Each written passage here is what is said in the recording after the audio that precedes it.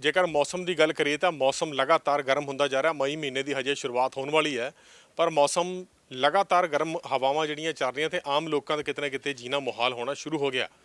ਬਠਿੰਡਾ ਦੀ ਗੱਲ ਕਰੀਏ ਤਾਂ ਬਠਿੰਡਾ ਵਿੱਚ ਪਿਛਲੇ ਕੁਝ ਦਿਨਾਂ ਤੋਂ ਗਰਮ ਹਵਾ ਚੱਲ ਰਹੀ ਹੈ ਤੇ 42 ਡਿਗਰੀ ਤੱਕ ਜਿਹੜਾ ਤਾਪਮਾਨ ਉਹ ਪਹੁੰਚ ਗਿਆ।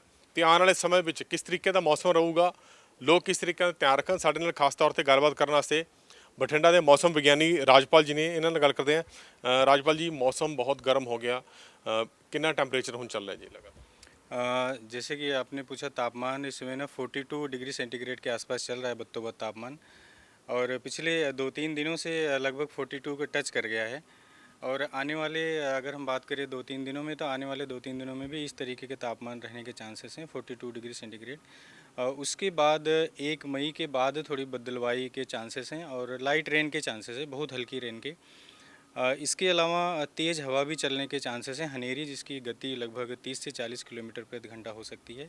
ये 30 अप्रैल और 1 और 2 मई के बीच में चलने के चांसेस हैं, जिसकी वजह से तापमान में 1 से 2 डिग्री जो गिरावट है वो दर्ज की जा सकती है। ਬਿਲਕੁਲ ਰਾਜਪਾਲ ਜੀ, ਪਿੱਛੇ ਅਪ੍ਰੈਲ ਦੇ ਮਹੀਨੇ ਬੜਾ ਠੰਡਾ ਮੌਸਮ ਠੰਡਾ ਰਿਹਾ ਹੈ ਤੇ ਉਹਦਾ ਕੀ ਕਾਰਨ ਸੀਗਾ ਜੀ ਕਿ ਹੁਣ ਗਰਮੀ ਵੱਧ ਪਊਗੀ ਇਸ ਵਾਰੀ ਜਾਂ ਘਟ ਰਹੂਗੀ? अगर हम जैसे पिछले साल की बात करें तो पिछले साल इस समय अप्रैल के लास्ट मंथ में तापमान जो था वो 35 से 37 डिग्री सेंटीग्रेड के बीच में चल रहा था। लेकिन इस साल 42 टच कर गया है, यानी 4 से 5 डिग्री सेंटीग्रेड ज़्यादा है जो तापमान। तो पिछले साल के अगर हम कंपेयर करें तो तापमान डेफिनेटली 4 से 5 डिग्री सेंटीग्रेड ज़्यादा चल रहा है।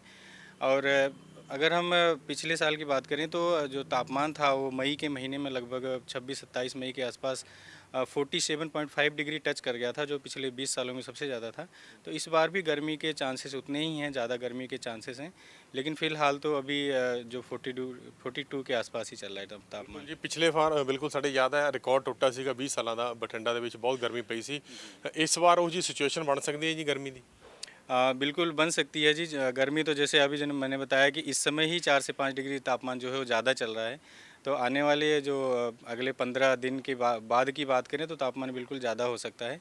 लेकिन फ़िलहाल 6 और 7 मई को लाइट से मॉडरेट रेनफॉल के भी चांसेस बन रहे हैं, जिसमें लगभग 10 से 15 मिलीमीटर तक बारिश हो सकती है, जिसकी वजह से तापमान एक बार तो डाउन जाएगा, उसके बाद फिर इंक्रीज होगा कंटिन्यूस 15 मई के बाद जी। ਤੇ ਹੁਣ ਜਿਹੜੀ ਬਰਸਾਤ ਹੈਗੀ ਕਿੰਨੀ ਕੁ ਸ਼ੋ ਕਰੇ, ਦਰਮਿਆਨੀ ਬਰਸਾਤ ਹੋਣੀ ਹੈ ਜਾਂ ਜ਼ਿਆਦਾ ਹੋਣੀ ਹੈ?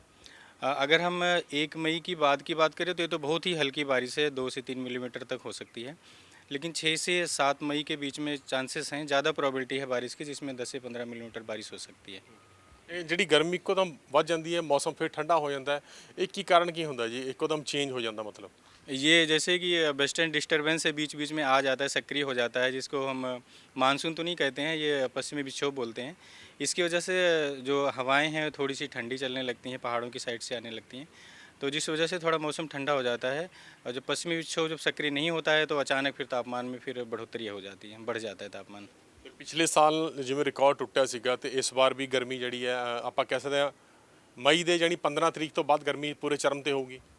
बिल्कुल, अभी तक जो अनुमान है वो मई के बाद चांसेस हैं गर्मी ज़्यादा बढ़ने के, और 47 या 46 के आसपास एक्सपेक्टेड है टेम्परेचर पहुंचने के। ਜਾ ਸਕਦਾ। हाँ जी, हाँ जी, बिल्कुल।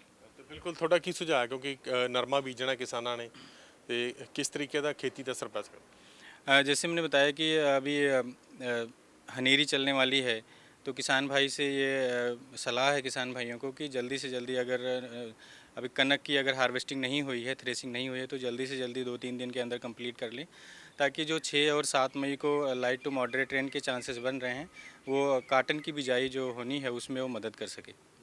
ਹੋਰ ਕਿਸ ਤਰੀਕੇ ਦੀ ਜਿਹੜੀ ਗਰਮੀ ਪੈ ਰਹੀ ਹੈ, ਹੋਰ ਕਿਹੜੀ ਕਿਹੜੀ ਫਸਲ ਨੂੰ ਫਾਇਦੇਮੰਦ ਹੈਗੀ ਹੈ ਜਾਂ ਨੁਕਸਾਨ ਪਹੁੰਚਾ ਸਕਦੀ ਹੈ? गर्मी जो ज़्यादा तापमान होगा वो तो नुकसान ही करता है फसलों को। जो इस समय की फसलें जो बिजाई करनी है, चाहे वो राइस होगी या मतलब जोना होगा, चाहे वो काटन होगा, ये ज़्यादा तापमान तो नुकसान ही करता है। लेकिन उससे बचाने के लिए हमें थोड़ी बिजाई या तो पहले करनी चाहिए, या तो तापमान जब थोड़ा सा डाउन जाए उस टाइम पे करनी चाहिए।